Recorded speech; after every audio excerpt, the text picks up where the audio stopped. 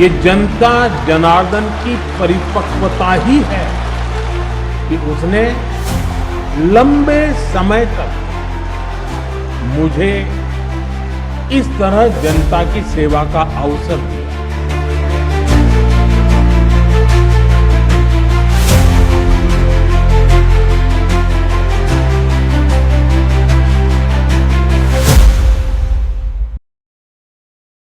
भारत की आज़ादी को 78 साल पूरे हो चुके हैं। इन 78 सालों में भारत की तकदीर बदलने के लिए कई बड़े फैसले लेने पड़े।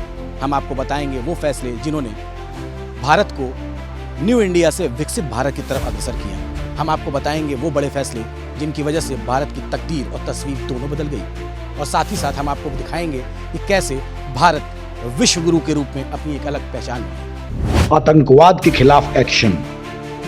साल 2014 में प्रधानमंत्री नरेंद्र मोदी ने जब देश की कमान संभाली तो ये बात साफ हो गई थी कि आतंकवाद और उसे संरक्षण देने वालों को बख्शा नहीं जाएगा।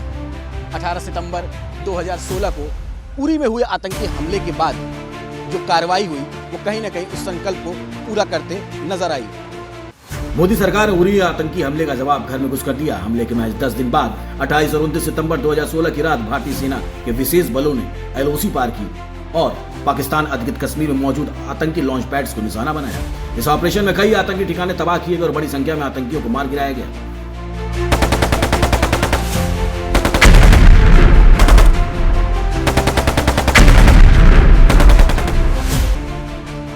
दरअसल 18 सितंबर 2016 को पाकिस्तान से आए आतंकवादियों ने जम्मू कश्मीर के उरी सेक्टर में भारतीय सेना के ब्रिगेड मुख्यालय पर कायराना हमला किया था। इस घातक हमले में देश के 18 जवान शहीद हो गए थे, जबकि दर्जन भर से ज्यादा जवान घायल हुए थे। इस आतंकी हमले ने पूरे देश को झकझोर के रख दिया था। हर भारतीय के मन में आक्रोश था और पाकिस्तान में आतंकी कैंपों में मौजूदगी को देश स्वीकार नहीं कर पा रहा था। मोदी सरकार ने इस पर अपना कड़ा रुख अपनाते हुए ऐसा कदम उठाया जिसने आतंकियों के होश ठिकाने लगा दिए। जवाबी कार्रवाई को अंजाम देने के लिए भारतीय सेना की एक विशेष टुकड़ी तैयार की गई। स्पेशल कमांडोज वाली ये विशेष टुकड़ी ने हेलीकॉप्टर और जमीनी रास्ते से LOC को पार किया और POK में 3 से 4 किलोमीटर अंदर घुसकर आतंकी लॉन्च पैड्स को निशाना बनाया। इस कार्रवाई में 40 से ज्यादा आतंकवादी और उन्हें पनाह देने वाले मारे गए। भारतीय सेना ने बिना किसी नुकसान के इस ऑपरेशन को पूरा किया।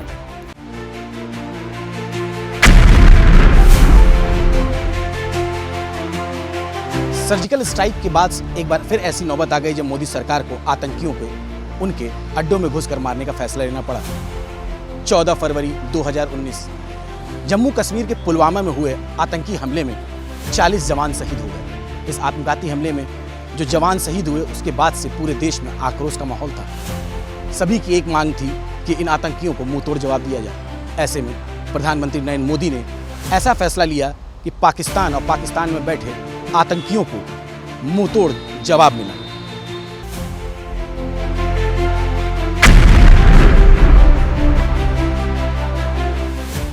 दरअसल उरी आतंकी हमले के बाद आतंकियों ने 2 साल बाद फिर से सेना को निशाना बनाया था। 14 फरवरी 2019 को जम्मू कश्मीर के पुलवामा में CRPF की बस पर हमला किया। इस आतंकी हमले में सेना के 40 जवान शहीद हो गए। जवाबी कार्रवाई में 13 दिन बाद भारतीय एयरफोर्स ने पाकिस्तान में मौजूद आतंकी ठिकानों पर एयर स्ट्राइक की। LOC पार कर पाकिस्तान के बालाकोट में जैश ए मोहम्मद के ट्रेनिंग कैंपों पर सर्जिकल स्ट्राइक की। स्ट्राइक के बाद बड़ी संख्या में जैश ए मोहम्मद के आतंकी और फिदायीन हमलों के लिए तैयार हो रहे जिहादियों को खत्म किया गया। उरी और पुलवामा हमले के जवाब ने आतंकियों और उनके आकाओं को दिल में घुसने पर मजबूर कर दिया। सालों तक आतंकी और उनके आका हिंदुस्तान की तरफ आंख उठाकर देखने की हिमाकत तक नहीं कर पाए। लेकिन 25 अप्रैल 2025 को पहलगांव में हुए पर्यटकों पर आतंकी हमले ने देश को झकझोर के रख दिया। इस आतंकी हमले में 26 निर्दोष लोगों की जान चली गई। इसके जवाब में भारत ने 7 मई 2025 को ऑपरेशन सिंदूर लॉन्च किया और भारतीय सशस्त्र बलों ने पाकिस्तान और पाकिस्तान के अधिकृत कश्मीर में मौजूद कई आतंकी ठिकानों को निशाना बनाया। 7 मई 2025 रात करीब 1 बजे ऑपरेशन सिंदूर लॉन्च किया। तीनों सेनाओं ने इस संयुक्त अभियान में 22 मिनट के अंदर पाकिस्तान और POK के आतंकियों के 9 प्रमुख ठिकानों को तबाह कर दिया। ऑपरेशन में लश्कर-ए-तोयबा, जैश ए मोहम्मद और हिजबुल मुजाहिदीन की सुविधाओं को निशाना बनाया गया था। भारतीय सशस्त्र बलों ने इस कार्रवाई में 100 से अधिक आतंकियों को मार गिराया था। भारी नुकसान के बाद पाकिस्तान के DGMO और भारतीय DGMO से संपर्क किया था। इसके बाद 10 मई को युद्ध विराम पर सहमति बनी और दोनों देशों के बीच संघर्ष खत्म हुआ।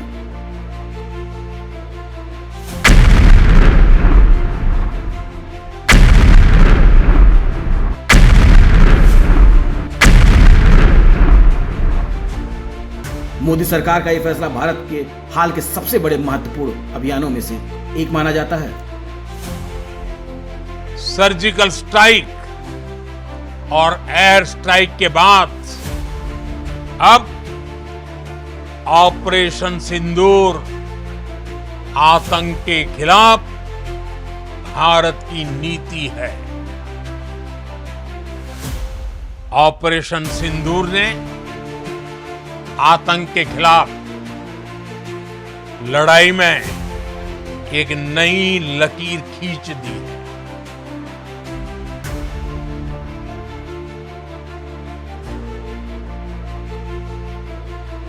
उरी हमले के बाद 2016 का सर्जिकल स्ट्राइक, पहलगांव हमले के बाद 2019 बालाकोट स्ट्राइक और 2025 ऑपरेशन सिंदूर। पीएम मोदी के नेतृत्व वाले तीनों फैसलों ने यह साबित कर दिया कि देश की सीमाएं अब पूरी तरह से सुरक्षित हैं। पिछले 12 सालों में मोदी सरकार ने आतंकवाद के खिलाफ निर्णायक लड़ाई लड़ी है, लेकिन एक और खतरा ऐसा था जिसने दशकों तक देश की आंतरिक सुरक्षा को हिंसा और खून खराबे में झोंक दिया था, और वो खतरा था नक्सलवाद का। लेकिन 2014 में जब पीएम मोदी ने देश की कमान संभाली तो उन्होंने ये साफ तौर पर कह दिया कि देश की आंतरिक सुरक्षा से कोई समझौता नहीं किया जाएगा।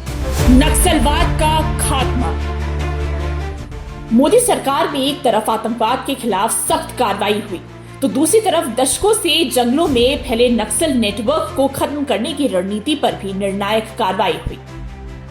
हमारे सुरक्षा बलों के पराक्रम और हमारे सुरक्षा बलों के साहस के कारण ही बीते वर्षों में देश ने एक और बड़ी उपलब्धि हासिल की है। ये उपलब्धि है माओवादी आतंक का खात्मा। आज देश नक्सली माओवादी आतंक से मुक्ति के कगार पर है। पीएम मोदी का ये बयान पुराना है। ताजा आंकड़ों में बीते 15 अप्रैल को गृह मंत्रालय ने दावा किया कि अब देश का कोई भी जिला नक्सल प्रभावित नहीं है और भारत आधिकारिक तौर पर नक्सलवाद के साए से बाहर निकल आया है।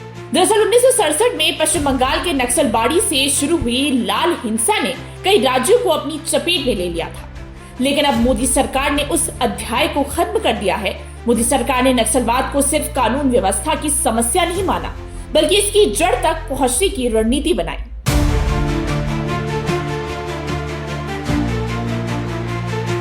नक्सल खात्मे के लिए 2015 में राष्ट्रीय नीति और कार्य योजना तैयार की गई और नक्सल प्रभावित इलाकों में सुरक्षा अभियान तेज किए गए, जिसमें सड़क, मोबाइल टावर और बैंकिंग नेटवर्क का तेजी से विस्तार हुआ। युवाओं को मुख्य धारा से जोड़ने के लिए रोजगार योजनाएं चलाई गई। सुरक्षा बलों और राज्यों के बीच बेहतर समन्वय बनाया गया। कई बड़े नक्सली कमांडर गिरफ्तार या ढेर किए गए। मोदी सरकार के अथक प्रयास के चलते पिछले 6 दशकों से देश के लिए चुनौती बना नक्सलवाद अब इतिहास बन चुका है। मोदी सरकार की इस उपलब्धि को सबसे बड़ी आंतरिक उपलब्धियों में से एक माना जा रहा है। पीएम मोदी ने पिछले 12 सालों में कई जन कल्याणकारी योजनाओं की शुरुआत की। इन योजनाओं का परिणाम यह रहा कि लोगों की जिंदगी में एक बड़ा बदलाव देखने को मिला। लोगों के अंदर आत्मविश्वास आया। चाहे बैंकिंग सेक्टर से हेल्थ सेक्टर की बात करें, चाहे किसान से लेकर बाजार तक की बात करें, चाहे छोटे व्यापारियों की बात करें, एमएसएमई सेक्टर की बात करें, ये कुछ ऐसे बड़े सेक्टर उभर करके सामने आए हैं जो आने वाले दिनों में विकसित भारत के लिए नींव का पत्थर साबित होंगे। जन कल्याण से जुड़े बड़े फैसले। मैं कभी भूल नहीं सकता कि 2014 के पहले देश में क्या स्थिति थी। करोड़ों देशवासी कच्चे घरों में रहने को मजबूर थे या बेघर थे। देश के गांवों में ज्यादातर लोग खुले में शौच जाने के लिए मजबूर थे। गरीबों के पास न गैस कनेक्शन था, न नल से जल आता था। गरीब का राशन बिचौलिए खा जाते थे।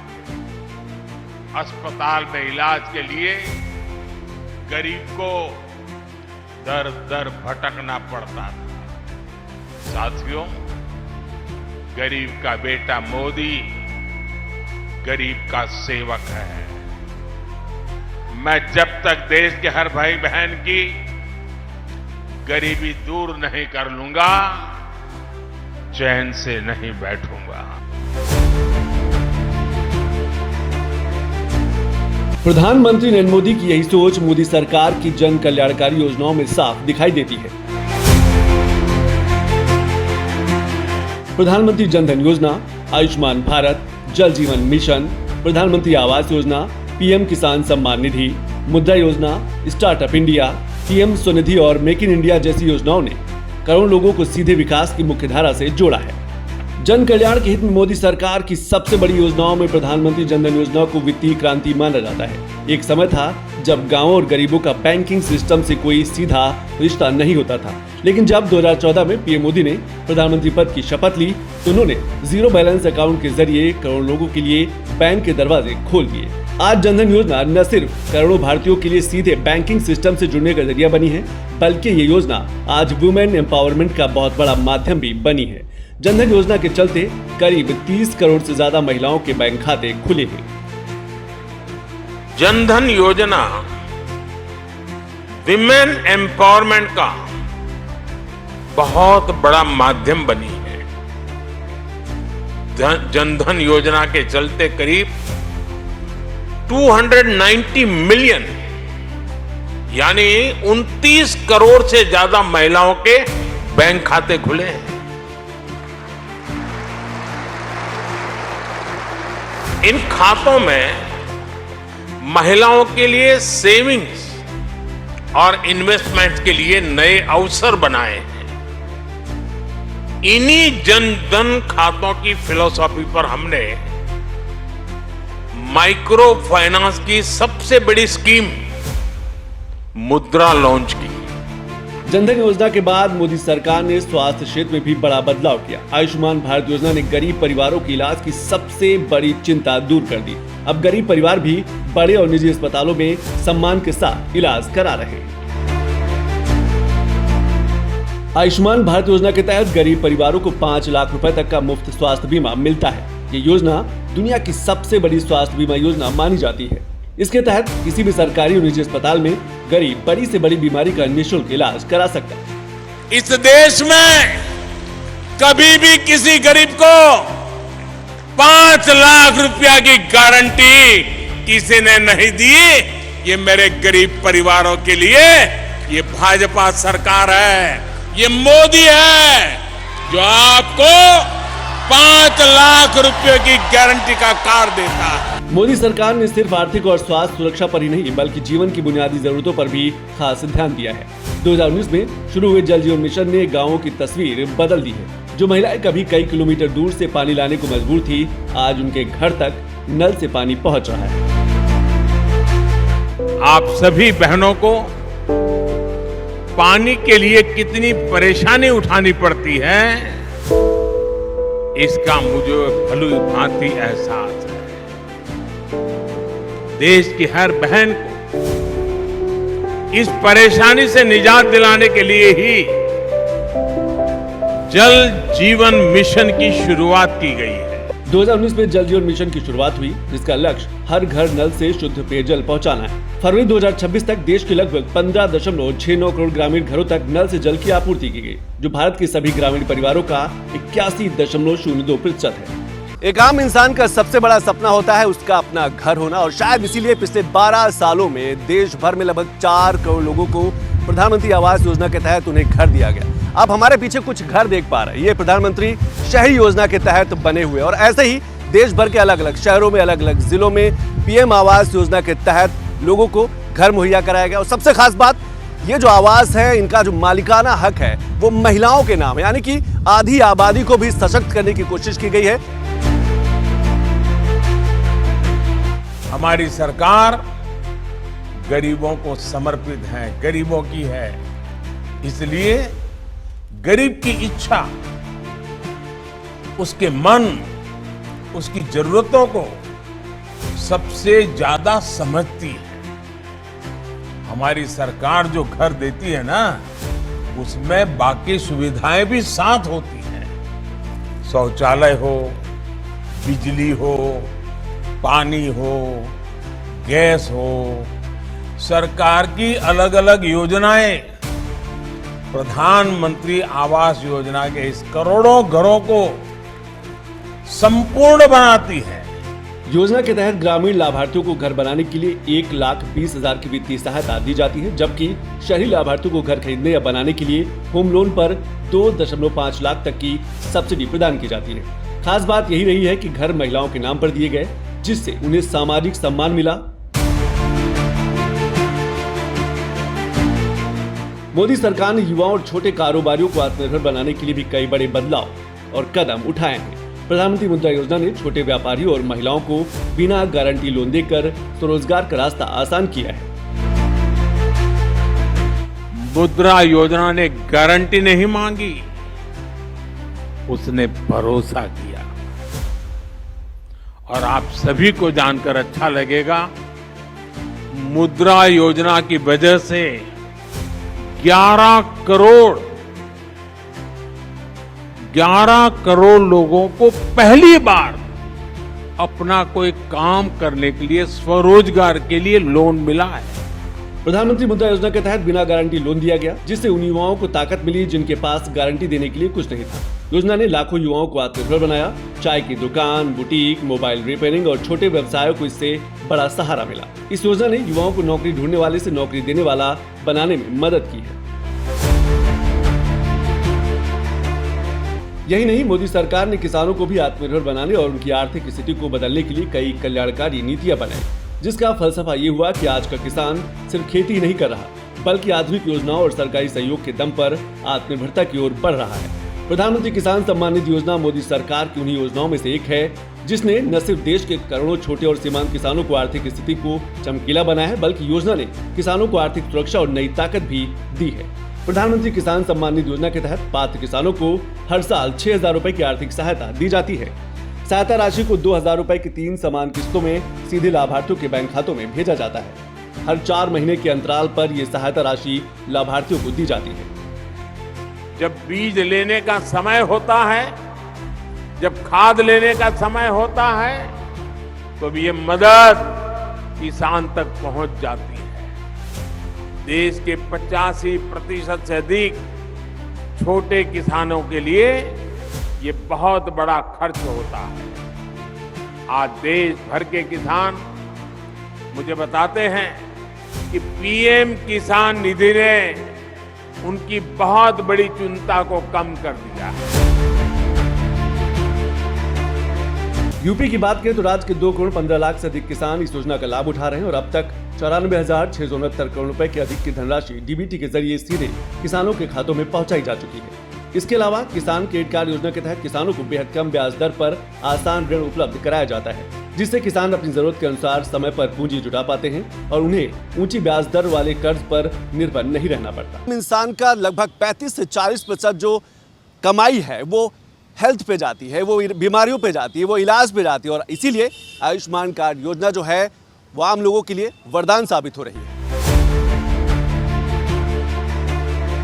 2014 में प्रधानमंत्री नरेंद्र मोदी ने सत्ता की बागडोर संभालते ही ये स्पष्ट कर दिया था कि विकसित भारत के निर्माण का रास्ता महिला सशक्तिकरण से होकर जाता है। पिछले 12 वर्षों में मोदी सरकार ने महिला सशक्तिकरण की ऐसी पटकथा लिखी जिसने न सिर्फ करोड़ों बेटियों के भविष्य को संवारा, बल्कि आज बेटियां विकसित भारत के निर्माण में अहम योगदान भी दे रही हैं। बेटियों के जन्म से लेकर उनकी पढ़ाई तक, बेटियों के स्वास्थ्य से लेकर उनकी सुरक्षा तक और बेटियों के स्वरोजगार से लेकर संसद की पहुंच तक हर कदम पर मोदी सरकार ने एक अतुलनीय योगदान दिया है, बेटियों को आगे बढ़ाया है। प्रधानमंत्री कई मौकों पर ये बोलते भी हैं कि महिलाएं अब केवल गृहिणी नहीं, राष्ट्र निर्माता हैं। महिला सशक्तिकरण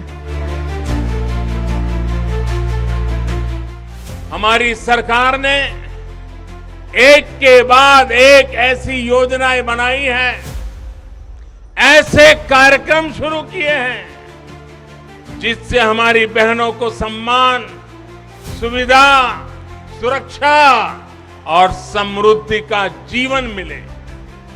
हमने बहनों बेटियों के जीवन चक्र से जुड़ी हर समस्या को दूर करने पर पूरी गंभीरता से ध्यान दिया है। प्रधानमंत्री नरेंद्र मोदी की यही सोच मोदी सरकार की योजनाओं और नीतियों में साफ दिखाई देती है।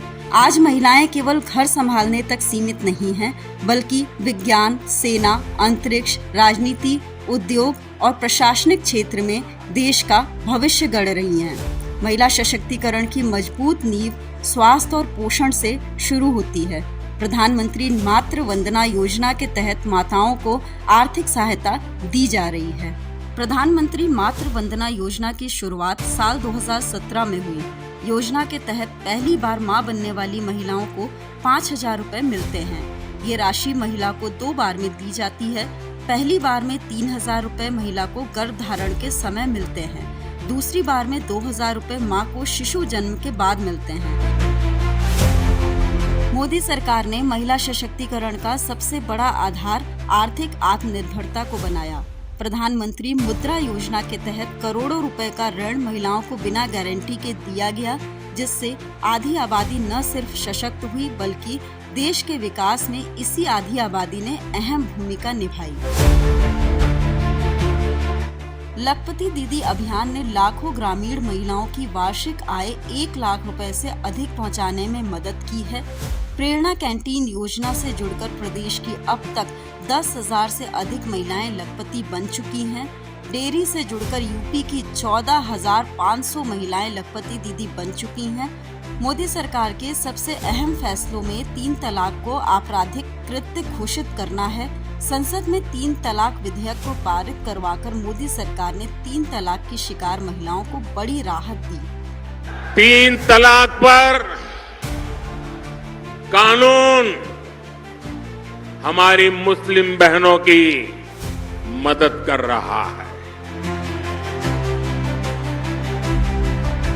महिला सशक्तिकरण कोई एक दिन की घटना नहीं, एक यात्रा है जिसने अब 12 साल का पड़ाव पूरा कर लिया है। इस दौरान पीएम मोदी ने महिलाओं को कई बड़ी योजनाओं की सौगात दी। इन योजनाओं में उज्ज्वला योजना का नाम प्रमुखता से लिया जाता है। इस योजना के तहत गरीब घर की महिलाओं को मुफ्त में गैस सिलेंडर दिए गए, जिससे उनको धुएं से आज़ादी मिली। योजना के तहत बीपीएल परिवारों को फ्री गैस कनेक्शन मिलता है। सब्सिडी पर 12 सिलेंडर मिलते हैं। लाभार्थी महिलाओं में 80% ग्रामीण महिलाएं हैं। इस योजना की शुरुआत 1 मई 2016 को हुई थी। कुल मिलाकर बेटी बचाओ बेटी पढ़ाओ से लेकर नारी शक्ति वंदन अधिनियम तक, उज्ज्वला से लेकर लखपति दीदी तक, मिशन शक्ति से लेकर संसद में पहुंच तक केंद्र सरकार ने, मोदी सरकार ने पिछले 12 वर्षों में महिला सशक्तिकरण के लिए अहम कदम उठाए हैं। और आज ये महिलाएं सिर्फ अपने सपनों को उड़ान नहीं दे रही हैं, वो राष्ट्र के निर्माण में, विकसित भारत के निर्माण में जो संकल्प पीएम मोदी ने लिया था, उसको नई ऊंचाई भी देने का काम कर रही हैं।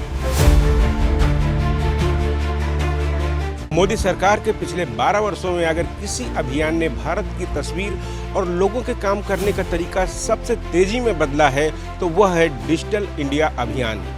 2015 में शुरू हुए डिजिटल इंडिया मिशन ने इंटरनेट और टेक्नोलॉजी को बड़े शहरों से निकालकर गांव-गांव तक पहुंचा दिया, जिसका नतीजा हुआ कि आज देश का युवा मोबाइल फोन के जरिए कारोबार, पढ़ाई, कंटेंट क्रिएशन और डिजिटल पेमेंट से जुड़ चुका है।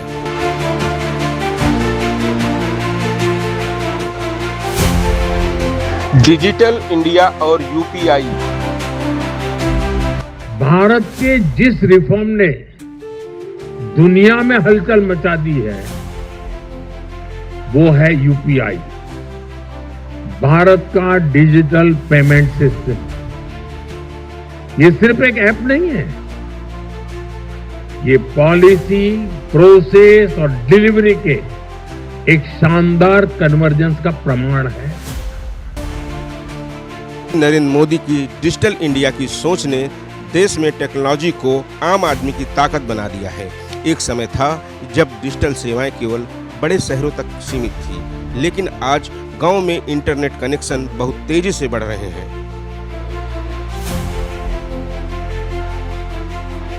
2014 में भारत में करीब 25 करोड़ लोग इंटरनेट का इस्तेमाल करते थे। 2024 में यह संख्या बढ़कर 97 करोड़ हो गई, यानी इसमें 300% की जबरदस्त बढ़त हुई। ब्रॉडबैंड यूज करने वालों की संख्या 6.1 करोड़ से बढ़कर 94 करोड़ हो गई। 2014 में एक व्यक्ति हर महीने औसत 70.1 MB डेटा इस्तेमाल करता था, जो 2025 में बढ़कर 22.8 GB होने का अनुमान है।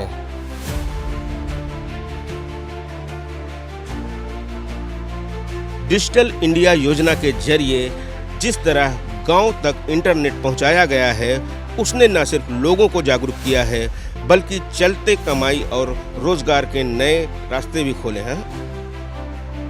कंटेंट क्रिएशन और फ्रीलांसिंग में युवाओं की भागीदारी बढ़ी।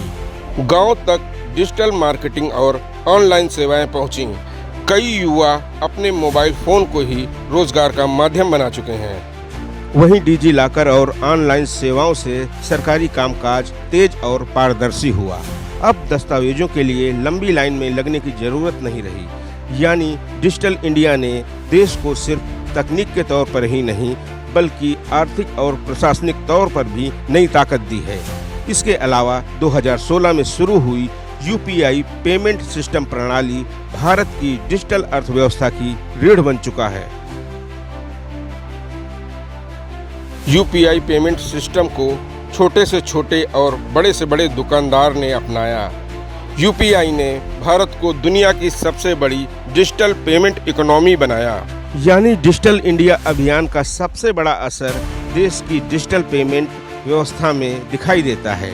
यूपीआई ने पैसे के लेन देन का तरीका पूरी तरह बदल दिया। अब IFSC कोड और बैंक डिटेल भरने की जरूरत नहीं, सिर्फ QR कोड के जरिए और सेकंड में भुगतान होता है। आज दुकानदार से लेकर हर बड़े शोरूम तक हर जगह यूपीआई का इस्तेमाल होता है। चाहे यूपीआई हो, डिजी लॉकर हो या फिर ऑनलाइन सेवाएं, मोदी सरकार के नेतृत्व में पिछले कुछ वर्षों में टेक्नोलॉजी आम भारतीय के जीवन का हिस्सा बन चुकी है और यही डिजिटल बदलाव विकसित भारत के संकल्प को नई गति दे रहा है। मोदी सरकार की कई बड़ी उपलब्धियों में से एक अयोध्या में भव्य राम मंदिर का निर्माण रहा है। 22 जनवरी साल 2024 को जब अयोध्या स्थित राम मंदिर में प्रधानमंत्री मोदी की नेतृत्व में भगवान श्री राम के बाल स्वरूप की प्राण प्रतिष्ठा हुई, तो ये न सिर्फ करोड़ों हिंदुओं को गौरवान्वित करने वाला क्षण था, बल्कि लाखों कार सेवकों और राम भक्तों की जीत थी, जिन्होंने राम मंदिर के संघर्ष में अपने प्राण न्योछावर कर दिए।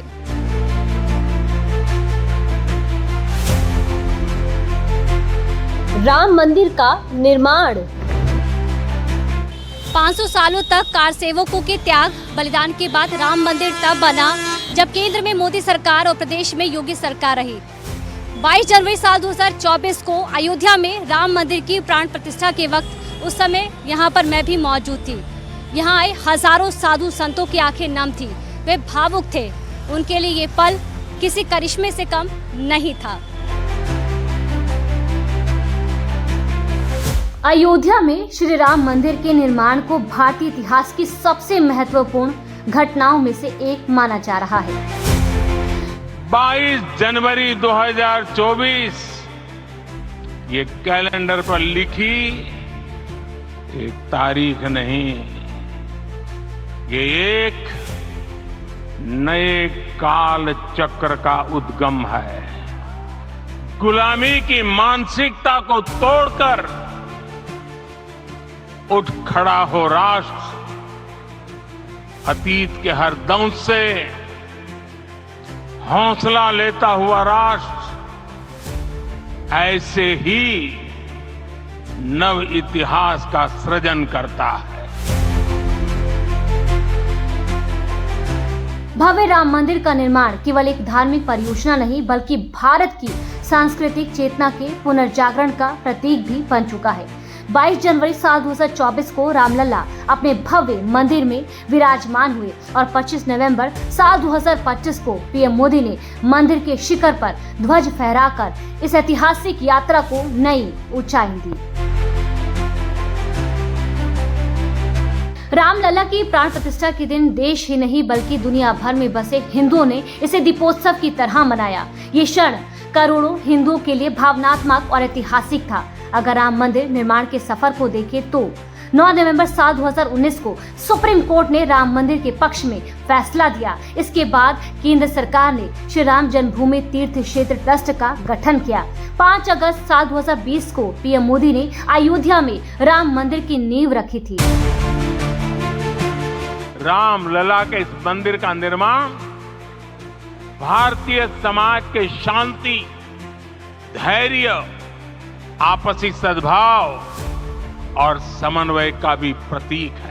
राम मंदिर का भव्य स्वरूप भारतीय और सनातन परंपरा का अद्भुत उदाहरण है। मंदिर लगभग 380 फीट लंबा, 250 फीट चौड़ा और 161 फीट ऊंचा है।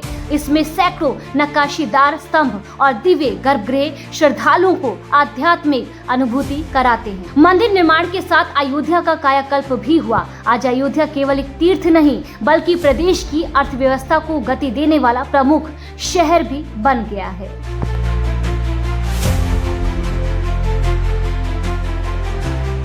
राम मंदिर के निर्माण के साथ भाजपा ने अपने सबसे बड़े राजनीतिक और वैचारिक वादे को पूरा किया। सुप्रीम कोर्ट के फैसले से लेकर भूमि पूजन तक, प्राण प्रतिष्ठा से लेकर शिखर पर ध्वजारोहण तक, अयोध्या में राम मंदिर का निर्माण मोदी सरकार की सबसे बड़ी सांस्कृतिक उपलब्धियों में दर्ज हो चुका है। पिछले 12 वर्षों में मोदी सरकार की बड़ी उपलब्धि टैक्स सुधार माना जा रहा है।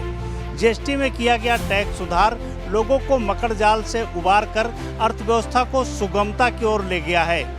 जीएसटी का फैसला, एक देश एक टैक्स। 1 जुलाई 2027 को आधी रात जब संसद के सेंट्रल हॉल से वस्तु एवं सेवा कर यानी जीएसटी लागू हुआ तो इसके साथ ही देश में वन नेशन वन टैक्स का सपना भी साकार हो गया। दर्जनों अप्रत्यक्ष करों को समाप्त कर पूरे देश को एक समान टैक्स व्यवस्था से जोड़ दिया गया, जिसे आज़ादी के बाद से सबसे बड़ा आर्थिक सुधार माना गया। जीएसटी की शुरुआत ने भारतीय अर्थव्यवस्था को एक एकीकृत बाजार के अंतर्गत ला दिया है। चाहे निर्माता हो या अंतिम उपभोक्ता, सभी को जीएसटी से लाभ हुआ है। उपयोग में आसान ऑनलाइन प्रक्रिया से लोगों का समय बचा है। एक देश एक टैक्स होने से ई कॉमर्स कंपनियों के लिए कागजी जटिलता कम हुई है। एक राज्य से दूसरे राज्य माल जाने की आवाजाही प्रक्रिया और सुगम हुई है। जीएसटी के तहत कंपोजिशन स्कीम छोटे व्यवसायियों के लिए मददगार साबित हुई है।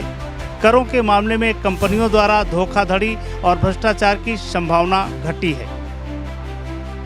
जीएसटी का उद्देश्य टैक्स चोरी रोकना, व्यापार को सरल बनाना और देश को एक साझा आर्थिक बाजार में बदलना था।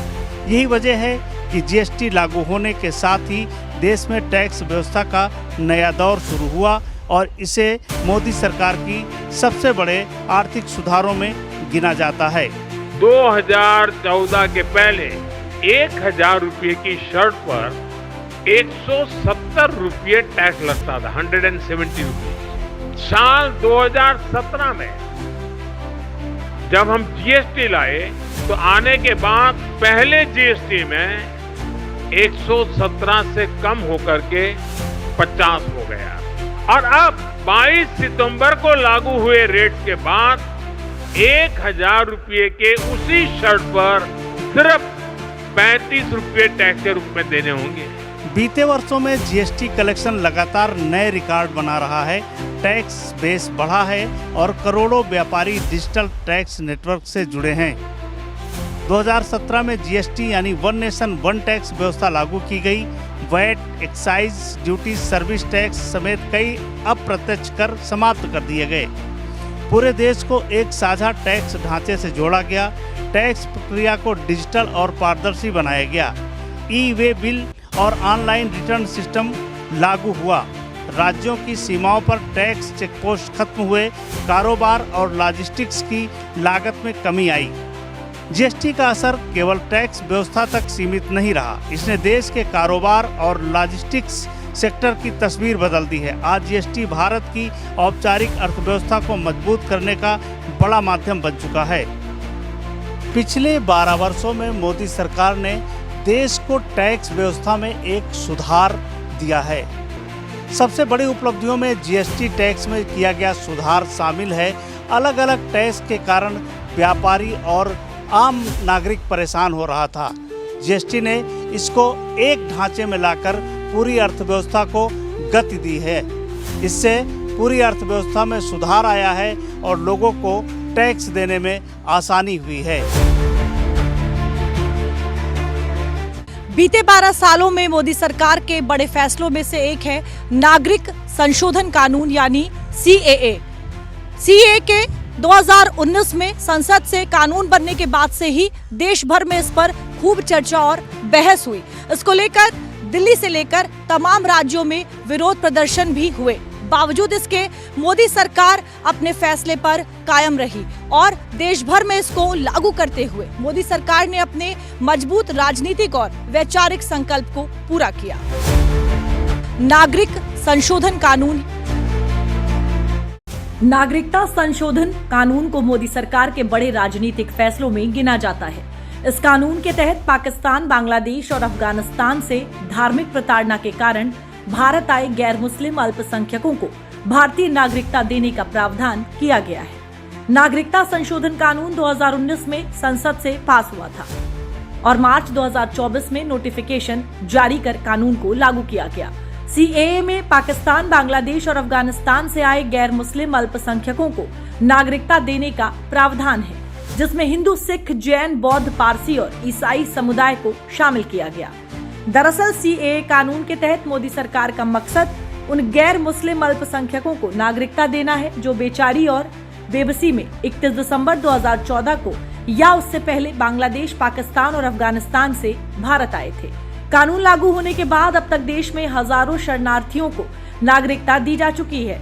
गृह मंत्रालय ने पहली बार मई 2024 में 14 लोगों को और अगस्त 2024 में 188 शरणार्थियों को नागरिकता प्रमाण पत्र सौंपे थे। इसके अलावा प्रदेश में भी उत्पीड़न से परेशान होकर यूपी में शरण लेकर रहने वाले कई बांग्लादेशी हिंदू परिवारों को जमीनों का पट्टा सौंपा गया है। योगी सरकार ने 11 अप्रैल 2026 को 331 बांग्लादेशी हिंदू परिवारों को जमीनों का पट्टा सौंपा और इन्हें लखीमपुर खीरी में बसाया। भविष्य में करीब 2196 हिंदू शरणार्थी परिवारों को बसाने का प्लान भी है। अगर नागरिक संशोधन कानून की बात करें तो बीते 12 सालों में मोदी सरकार के तमाम बड़े फैसलों में ये शामिल हो गया। इस कानून की अगर बात करें तो इसको लेकर देश भर में खूब बवाल भी हुआ। राजनीतिक बहस का एक बड़ा मुद्दा भी बना।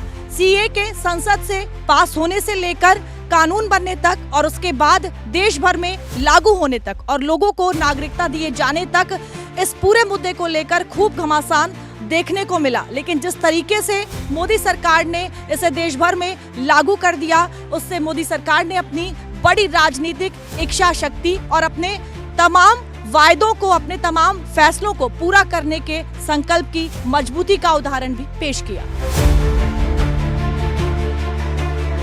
पिछले 12 वर्षों में मोदी सरकार ने इंफ्रास्ट्रक्चर और कनेक्टिविटी पर खासा जोर दिया और यही कारण है कि सड़क से लेकर रेलवे तक, एयरपोर्ट से लेकर मेट्रो तक न केवल पूरे देश की रफ्तार बदली बल्कि एक तस्वीर भी बदल दी। कनेक्टिविटी और इंफ्रास्ट्रक्चर से विकास को एक नई रफ्तार। सरकार ने हाईवे, रेलवे, एयरपोर्ट, मेट्रो और लॉजिस्टिक क्षेत्र में रिकॉर्ड निवेश कर देश की रफ्तार विकास की राह पर आगे बढ़ाया है। जब एक्सप्रेस वे ग्रामीण इलाकों से होकर जाते हैं, जब गांवों को अच्छी सड़कों से जोड़ा जाता है, तो गांव में अनेक नए अवसर लोगों के घर के दरवाजे तक पहुंच जाते हैं।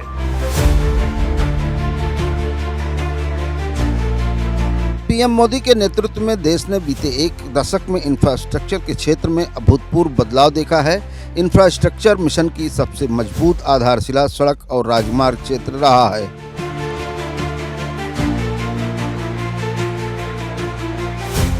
भारत में आधुनिक इंफ्रास्ट्रक्चर के निर्माण के लिए नए एयरपोर्ट, नए एक्सप्रेसवे, नए रेल रूट, नए ब्रिज, नए अस्पताल, आज भारत जिस स्पीड और स्केल पर काम कर रहा है, यह वाकई अभूतपूर्व है।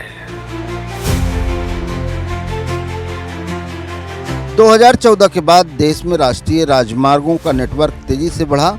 राष्ट्रीय राजमार्गों की लंबाई 91,000 किलोमीटर से बढ़कर 1,46,000 किलोमीटर से ज़्यादा हुई। जहां पहले की सरकारों में हर दिन सिर्फ 8 से 11 किलोमीटर सड़क बनती थी, वहीं मोदी सरकार में यह रफ्तार 33 किलोमीटर प्रतिदिन से भी ज़्यादा हो गई, यानी दोगुने से भी ज़्यादा। पिछले 12 वर्षों में अगर हम उत्तर प्रदेश की बात करें तो बुनियादी सुविधाओं में सड़कों का जो जाल बिछा है, उसने उत्तर प्रदेश की तस्वीर बदली है। न केवल गंगा एक्सप्रेसवे के चालू होने के बाद देश की 40% राजमार्ग निर्माण में उत्तर प्रदेश की हिस्सेदारी तय की, बल्कि इसके साथ ही लोगों का आवागमन भी सुगम हुआ है। पूरब से लेकर पश्चिम तक आपस में जोड़े गए हैं और आने वाले समय में जिन सड़कों पर काम हो रहा है वो उत्तर प्रदेश की लगातार तस्वीर को बदल रहे हैं। यूपी के 12 जिलों से गुजरता 594 किलोमीटर लंबा ये गंगा एक्सप्रेसवे, जो मेरठ से प्रयागराज तक लगने वाले समय को लगभग आधा कर देगा। साथ ही इस एक्सप्रेसवे से प्रदेशवासियों को तमाम फायदे भी मिल रहे हैं। इसके अलावा रेलवे क्षेत्र में भी मोदी सरकार ने बड़े बदलाव किए हैं। भारतीय रेल अब सिर्फ सफ़र का माध्यम नहीं, बल्कि आधुनिक भारत की पहचान बनता जा रहा है। रेलवे ट्रैकों के तेजी से विद्युतीकरण, वंदे भारत ट्रेनों और डेडिकेटेड फ्रेट कॉरिडोर ने रेलवे को नई रफ्तार दी है। आज देश में 162 से ज़्यादा वंदे भारत जैसी आधुनिक ट्रेनें दौड़ रही हैं, जो वित्त वर्ष 2025-26 की तुलना में लगभग 34% अधिक हैं। वंदे भारत ट्रेनों को नई रफ्तार देने के साथ साथ मोदी सरकार ने हवाई क्षेत्र में भी देश को एक नई उड़ान दी। 2014 में 74 एयरपोर्ट, अब संख्या 150 से ज़्यादा है। उड़ान योजना के तहत 400 से ज़्यादा नए रूट तैयार किए गए हैं। छोटे शहरों को हवाई नेटवर्क से जोड़ा गया। घरेलू हवाई यात्रियों की संख्या में रिकॉर्ड वृद्धि हुई है। मोदी सरकार ने शहरों के इंफ्रास्ट्रक्चर को भी नई दिशा दी है। देश में मेट्रो नेटवर्क तेजी से बढ़ा है। आज कई शहरों में आधुनिक मेट्रो सेवाएं लोगों की जिंदगी आसान बना रही हैं। आज देश भर में मेट्रो नेटवर्क करीब 1000 किलोमीटर तक पहुंच गया है। 21 शहरों में मेट्रो सेवाएं संचालित हैं। 26 शहरों में नए मेट्रो प्रोजेक्ट निर्माणाधीन हैं। यूपी में लखनऊ, नोएडा, ग्रेटर नोएडा, गाजियाबाद, कानपुर और आगरा जैसे शहरों में मेट्रो सेवा उपलब्ध है। 2014 से पहले हमारे देश में हर महीने सिर्फ 600 मीटर, किलोमीटर मत समझना, सिर्फ 600 मीटर नई मेट्रो लाइन बिछाई जा रही थी। आज भारत में हर महीने 6 किलोमीटर नई मेट्रो लाइन का काम पूरा हो रहा है।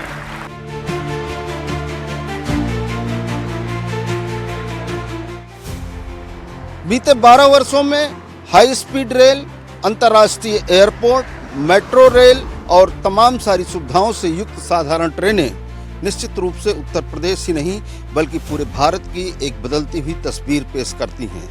राजमार्गों के किनारे, रेलवे के किनारे आज व्यावसायिक गतिविधियां तेजी से बढ़ रही हैं। डिफेंस कॉरिडोर हो या औद्योगिक गलियारा हो, हर जगह उत्पादन का एक नया कीर्तिमान स्थापित किया जा रहा है।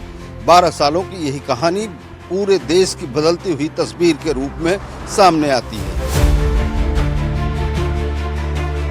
2 अक्टूबर 2014 को महात्मा गांधी की जयंती पर शुरू हुआ स्वच्छ भारत मिशन मोदी सरकार की सबसे बड़े जन आंदोलनों में शामिल हो चुका है।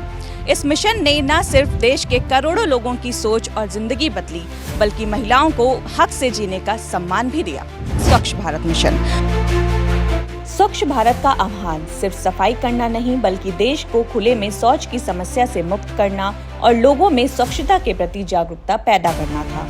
सरकार ने गांव-गांव और शहर-शहर करोड़ों शौचालयों का निर्माण कराया, जिससे खास तौर पर महिलाओं की सुरक्षा, सम्मान और स्वास्थ्य को बड़ा सहारा मिला। 2014 में इसी लाल किले की प्राचीर से जब मैंने स्वच्छता की बात की थी तो कुछ लोगों ने उसका मजाक उड़ाया था, मखौल उड़ाया था। कुछ लोगों ने यह भी कहा था, अरे सरकार के पास बहुत सारे काम हैं, ये स्वच्छता जैसे में अपनी ऊर्जा क्यों खपा रहे हैं। लेकिन भाइयों बहनों, पिछले दिनों WHO की रिपोर्ट आई है और WHO कह रहा है कि भारत में स्वच्छता अभियान के कारण 3 लाख बच्चे मरने से बच गए हैं। अगर वो न होता तो 3 लाख बच्चे। जनवरी 2026 तक स्वच्छ भारत मिशन के तहत देश भर में 12 करोड़ से अधिक घरेलू शौचालय बनाए गए, जबकि 2,68,000 से अधिक सामुदायिक स्वच्छता परिसरों का भी निर्माण हुआ। सरकार की इस पहल से खुले में शौच की समस्या में बड़ी कमी आई, महिलाओं की सुरक्षा और सम्मान को मजबूती मिली और गांवों और शहरों में सफाई व्यवस्था बेहतर हुई। वहीं चालू वित्त वर्ष में पूरे भारत में निर्मित कुल शौचालयों में से लगभग 28% शौचालयों का निर्माण प्रदेश में हुआ है। सरकार का दावा है कि स्वच्छ भारत मिशन ने देश में स्वास्थ्य और स्वच्छता से जुड़ी कई समस्याओं को कम करने में मदद की है और यही वजह है कि यह अभियान आज दुनिया के सबसे बड़े स्वच्छता अभियानों में गिना जाता है। पिछले 12 वर्षों में मोदी सरकार ने कई जन कल्याणकारी योजनाएं चलाई, लेकिन स्वच्छता मिशन को इनमें सबसे अहम माना जाता है, क्योंकि स्वच्छता मिशन ने न सिर्फ देश की तस्वीर बदली, बल्कि करोड़ों लोगों के जीवन में सुरक्षा, सम्मान और स्वच्छता का नया अध्याय जोड़ा है। स्टार्टअप इंडिया से लेकर अटल इनोवेशन मिशन तक सरकार की कई योजनाओं ने युवाओं, महिलाओं और छोटे उद्यमियों को रोजगार के नए अवसर दिए हैं।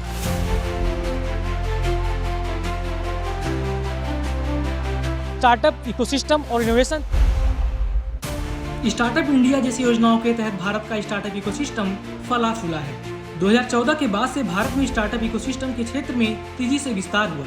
मुट्ठी भर स्टार्टअप से बढ़कर 2024 तक देश में 1.5 लाख से अधिक स्टार्टअप खुल चुके हैं और देश में 100 से अधिक यूनिकॉर्न स्टार्टअप विकसित हुए। वहीं अटल इनोवेशन मिशन के तहत 10,000 अटल टिंकरिंग लैब स्थापित किए गए, जिसमें 1 करोड़ से अधिक स्कूली बच्चों को इनोवेशन से जोड़ा गया।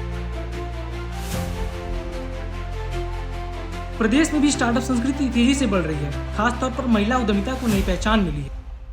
राज्य में 9,600 से अधिक महिला संचालित स्टार्टअप सक्रिय हैं, जिनकी संख्या हर साल करीब 30% की दर से बढ़ रही है। आज भारत में टैलेंट है, स्केल है, डिमांड है, स्टेबिलिटी है और सबसे बड़ी बात, भारत में 140 करोड़ भारतीयों की इच्छा शक्ति है। इसलिए अब समय है कि हम इंटेंट से इन्वेस्टमेंट की ओर बढ़े। दरअसल विकसित भारत संकल्प के तहत मोदी सरकार ने युवाओं को एक बड़ी जिम्मेदारी दी है। सरकार का लक्ष्य केवल युवाओं और महिलाओं को आत्मनिर्भर ही नहीं बनाना है, बल्कि उनकी प्रतिभाओं को एक मंच भी देना है। यही वजह है कि आज भारत दुनिया के सबसे तेजी से बढ़ते स्टार्टअप हब्स में शामिल हो चुका है। मोदी सरकार के इन 12 वर्षों में शिक्षा व्यवस्था से लेकर कानून व्यवस्था तक व्यापक बदलाव किए गए। 34 साल बाद नई शिक्षा नीति लागू की गई और अंग्रेजों के दौर से चले आ रहे आपराधिक कानून व्यवस्था को बदलकर भारतीय न्याय संहिता जैसे नए कानून लागू किए गए। शिक्षा नीति से कानून तक में बदलाव। साल 2020 में लागू की गई नई शिक्षा नीति को आजादी के बाद शिक्षा क्षेत्र का एक बड़ा सुधार माना गया। करीब 34 साल बाद देश की शिक्षा व्यवस्था में व्यापक बदलाव किए गए। नई नीति में रटने के बजाय कौशल आधारित शिक्षा, मातृभाषा में पढ़ाई, डिजिटल लर्निंग और मल्टीपल एंट्री एग्जिट सिस्टम जैसे प्रावधान जोड़े गए। राष्ट्रीय शिक्षा नीति 21वीं सदी के भारत की नए भारत की फाउंडेशन तैयार करने वाली है। 21वीं सदी के भारत को हमारे युवाओं और हमारे युवाओं को जिस तरह की एजुकेशन की जरूरत है, जैसी स्किल्स चाहिए, राष्ट्रीय शिक्षा नीति पर इन बातों पर विशेष फोकस है। मोदी सरकार में लंबे मंथन के बाद शिक्षा नीति को मंजूरी मिली और 34 साल बाद देश की नई शिक्षा नीति लागू की गई। इसके तहत स्कूली शिक्षा के पुराने 10+2 ढांचे को बदलकर 5+3+3+4 का नया शैक्षणिक मॉडल लागू किया गया, जो रटने की पुरानी पद्धति को समाप्त कर व्यवहारिक और कौशल आधारित शिक्षा पर केंद्रित है। शिक्षा के साथ साथ मोदी सरकार ने देश की न्याय व्यवस्था में भी एक बड़ा बदलाव किया। ब्रिटिश काल से लागू भारतीय दंड संहिता यानी आईपीसी, आपराधिक प्रक्रिया संहिता यानी सीआरपीसी और भारतीय साक्ष्य अधिनियम की जगह नए कानून लाए गए, जिन्हें भारतीय न्याय संहिता, भारतीय नागरिक सुरक्षा संहिता और भारतीय साक्ष्य अधिनियम नाम दिए गए।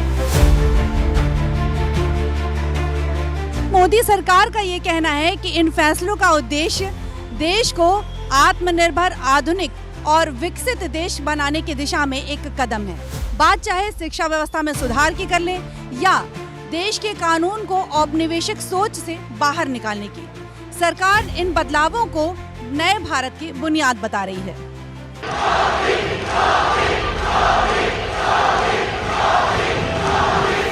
ये जनता जनार्दन की परिपक्वता ही है कि उसने लंबे समय तक मुझे इस तरह जनता की सेवा का अवसर दिया।